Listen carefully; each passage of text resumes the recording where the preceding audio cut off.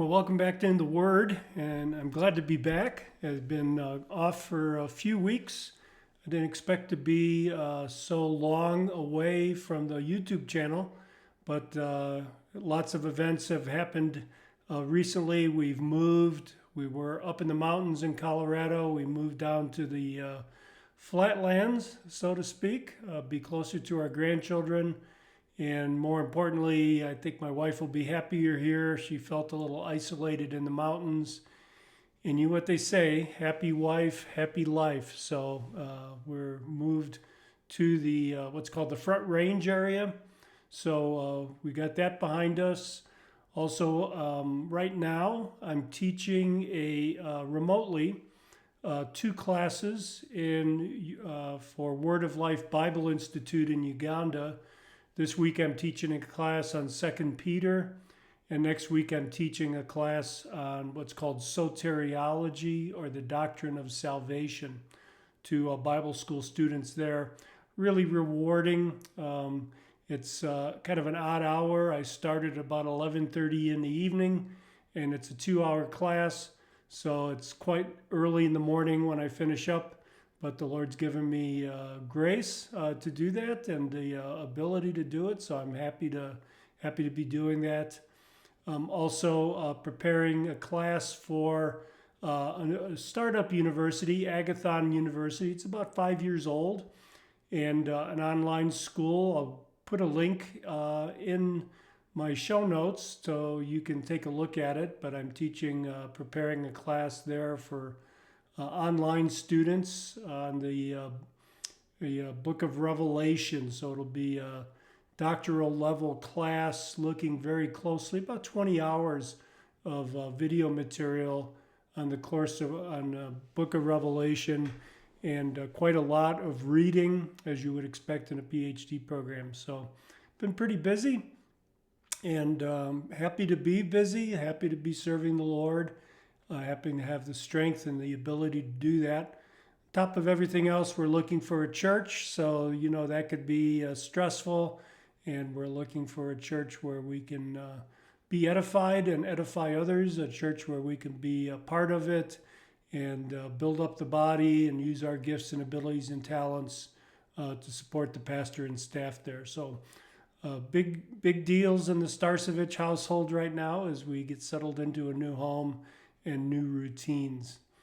One of the things about being in a home, we're more in a suburban area, so you might hear some noise outside once in a while. Please try to ignore it. I know I do. And we'll be back with regular updates about 3 times a week. I've got some other videos I'm going to be posting, so keep watch for that. We are going to continue in Romans, so I'm a little bit behind. Let me look at my notes here. I think today what I'm going to do is catch us up to Romans chapter 3, verse 9, and that'll put us just a day or two behind our regular schedule. And we'll get caught up at the pace of, we'll be going through Romans through October this year, at the pace of 1 or 2 verses a session.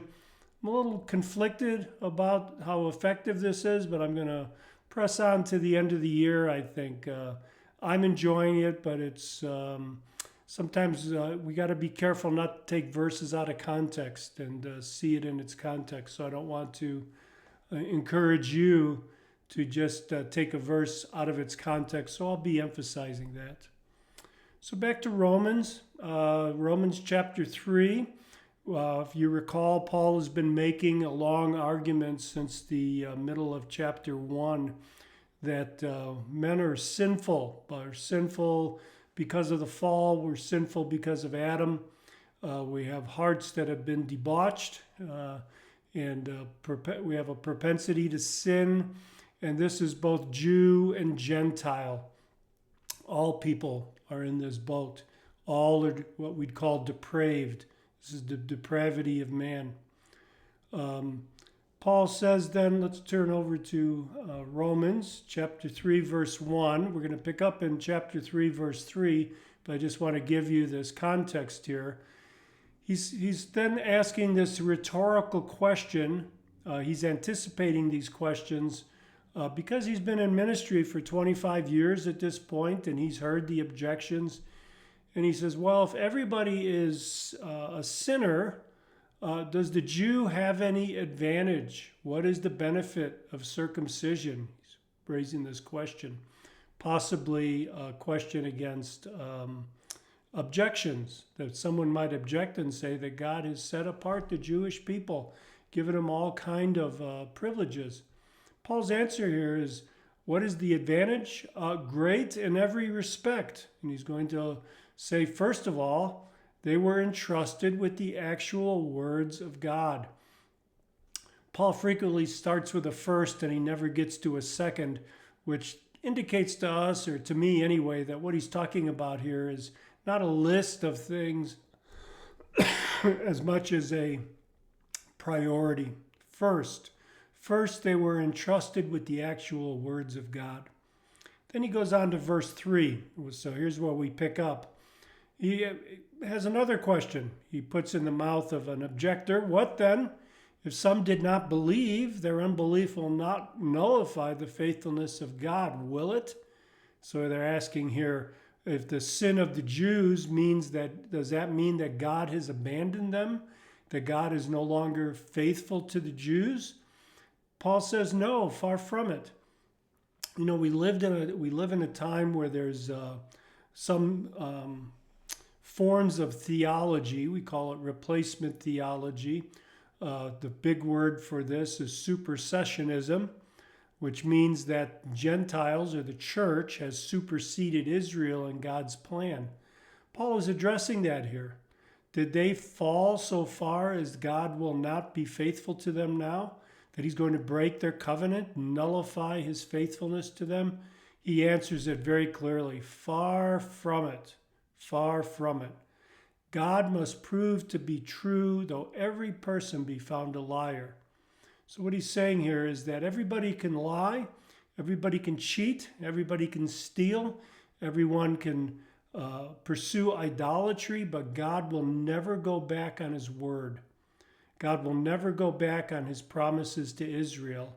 We can be assured of that, just as assured that his promises to us will never fail. His faithfulness never falters. He remains just and holy, even though men are completely depraved. He goes on here, and he quotes Psalm 51, where David is confessing his sin. David is recognizing the depths of his sin. Remember in that psalm, David says, I was born in sin from my mother's womb. I was conceived in sin. And he's confessing, and he says to the Lord, so that you are justified in your words and prevail when you are judged. So this is what Paul's confession is, that God is right, that he's justified, and he prevails in his judgment. He is always right in all he does. This raises another question then Paul wants to address. If our unrighteousness then demonstrates the righteousness of God, what shall we say? The God who inflicts wrath is not unrighteous, is he? He's saying, I'm speaking from a human viewpoint. In other words, what Paul is saying here, if our sin brings out God's righteousness and makes his righteousness more visible, isn't it somehow then unjust for him to judge us after he's been glorified by our sin? And he really just dismisses this notion as a misrepresentation, a human misrepresentation of God's divine judgment. So what can we say here in these 3, 4, and 5? What is he telling us? He's telling us that God's faithfulness never falters, even though people will. In a world of broken promises and shifting standards, God's truth is unshaken. When we stumble, he remains just and holy, and he remains true. His justice is never compromised by his grace. We're tempted all the time, I think, to draw this wrong conclusion that there's this temptation to excuse our sin as a backdrop for God's glory. As Paul is pointing out here, Satan puts these thoughts in our mind. They're fallen thoughts that somehow our unrighteousness will make God look good, so he's going to pardon us. Instead, let his faithfulness should draw us to deeper trust, deeper obedience. I'd say you should rejoice today, you and I both, that God's promises don't depend on our perfection. God's faithfulness is not up to us. It's rooted in his unchanging character. As Paul says in 2 Timothy 2:13, if we are faithless, he remains faithful, for he cannot deny himself. What a wonderful thought that is, that our faithfulness does not nullify God's faithfulness. And in this context here, Paul is saying that God is not going to abandon Israel just because Israel sinned.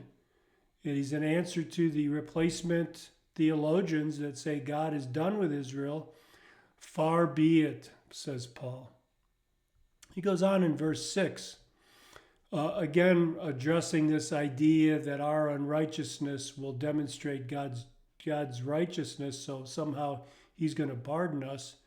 He replies again, far from it. This is a very emphatic denial. May it never be. Paul is appealing to this universal truth here. God will judge the world. This is something that he has in common between his writing and the readers. They know God will judge the world. Well, if God's unrighteous, if he overlooks sin just because it makes him look good, how could he judge the world? What is his standard of judgment, in other words? So Paul is saying that if God's justice is somehow compromised or invalidated by human sin, he's no longer fit to be the judge. How can he bring judgment on the world if he allows our sin to go unanswered? Good reminder for us that God is not only loving, and he is extremely loving, extremely forgiving, but he's also just. His mercy is vast, but it doesn't override his justice and his role as the holy judge of all the earth. Paul's reminder cuts through any excuse we might make about our sin, that somehow our sin will serve a greater good, or our evil will serve a greater good. God's character is the standard by which all are judged, and he cannot ignore wrongdoing. That's the essence of justice. The same God who will judge the earth also provides salvation through Christ. So I pray that this truth stirs you to this reverent awe and joyful gratitude of God, of what he has done. He is not only going to hold the world to justice, hold that world to that standard of justice that is unreachable, really, but he also provides forgiveness. That's what Paul's building to here, as he talks about the depravity of man, the utter sinfulness of man, the utter inability of man to choose God. Paul is building his case that God has got to intervene in order to save us. Again, Acts 17:31, when Paul is talking to the philosophers in Athens, he said, God has fixed a day in which he will judge the world in righteousness through a man whom he has appointed. Paul's point here is God is faithful, God is true, God is not going to go back on his promises to Israel, nor will he go back on his commitment to justice and righteousness. How do you reconcile these two things? How do you reconcile God saving people, but at the same time holding everybody to the same standard of accountability? It's a good question. Paul is building that question in our mind. He's confronting the Romans. He's teaching them the gospel. You need to hear the bad news first, and then the good news is that much sweeter. He goes on in his argument in verses 7 to 8. He says, "But if through my lie the truth of God abounded to his glory, why am I also still being judged as a sinner?" Again, he is putting the words in the mouth of an objector.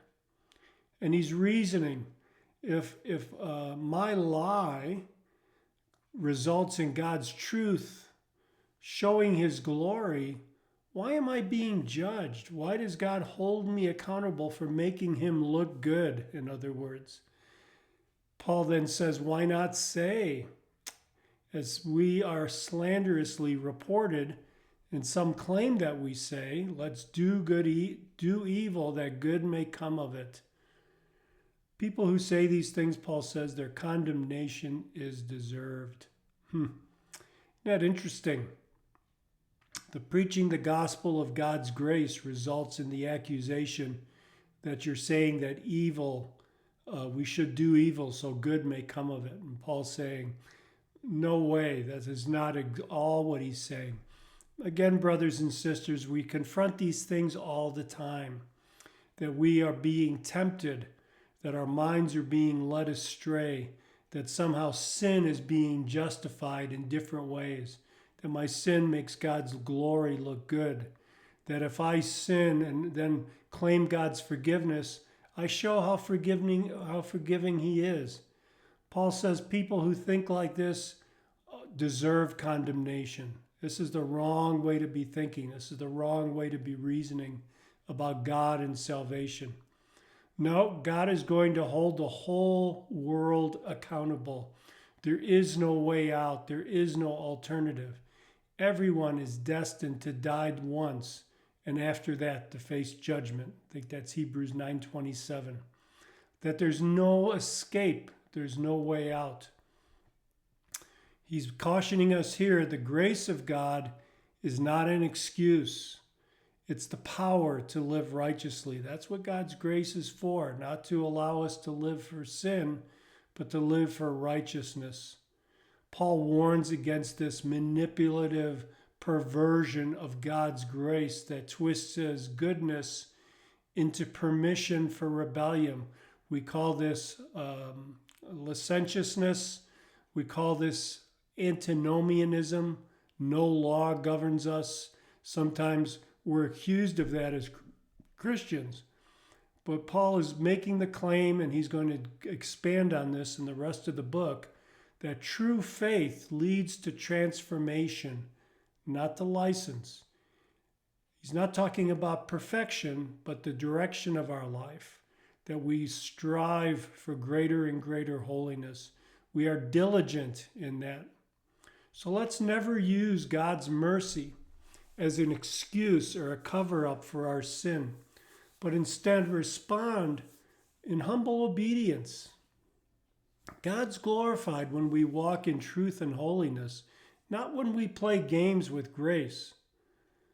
Romans 6 is going to bring this out very clearly as Paul develops this argument in the book of Romans. What shall we say then, Paul says?